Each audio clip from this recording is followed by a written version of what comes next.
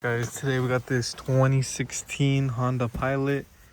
Issue being that the rear backup camera is a bit hazy slash foggy. We'll see right now. There it is pointing up, but we can see how hazy it is. It's a lot worse during when it's like more brighter. Sure enough, a quick little visual inspection, we can see that the camera is pretty much sun damaged. That's why it's so faded. I'm guessing it's faded the lens internally, and I mean it is from 2016, so all those years of sun damage I guess have faded out the camera. So we're gonna put a new camera in. I got it from Amazon. Hopefully it fits, but first what we have to do is remove this whole interior panel. Should be pretty easy. Looks like all it really is right here, and the only thing that really holds it in is probably some clips and these two bolts right here. And then we're gonna have to start prying this whole cover off down. Try to demonstrate because I have the phone on the wall right now, but once you remove the two screws here, which are T25s, this thing just pops up. You can use like a little pry tool, pop it up, comes right out. If you don't remove this thing will not come off. Put that to the side, and all you want to start doing next is you could use a pry tool, preferably a plastic one like this, pulling this thing down. Like you'll hear a snap, like snap, snap, snap. And eventually this whole cover comes down. That. There's literally only clips, all those green clips. And sure enough, we're at the camera. Here's the camera, but to remove it, we need to remove these two bolts because it comes out through the front. But this is the camera harness right here, and I'm guessing this is for the latch. The new camera, where is it?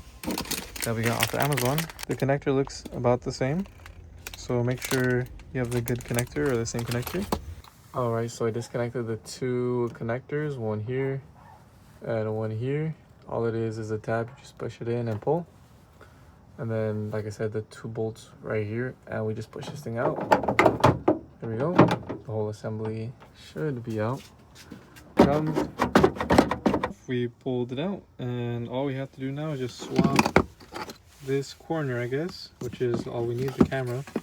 The dealership wanted like $600 for this whole assembly. All we really need is just the camera.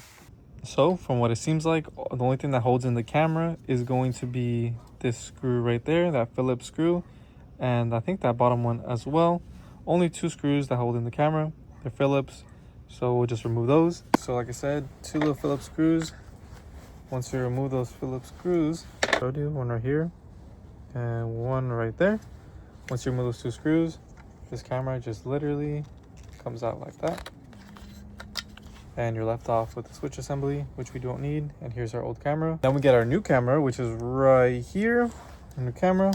Put your wire inside first, like this. Make sure it goes lined up. It can only go in one way, so let's figure that out. It goes like that. It sits flush, perfectly centered. Now all we need to do is put in the old screws back in there, one here, one there. So just like that, the new camera is in. See the two screws, one there and one there. Now this whole assembly is just gonna go back on how we took it out, and we'll just put the rest of the stuff on. And just like that, camera is back in. Pretty basic. At two 10mm nuts. Plug in your connectors, which would go here, and this one that goes right over here, and we should be good to go. Let's go test out that camera. All right, let's see how our camera looks. Put it in reverse. Put it in reverse, Terry. Look at that. Look how clear the camera looks. That looks nice. It was real hazy before. Now it's nice and clear. Actually, it actually looks pretty darn good. Yeah, it looks that looks really good.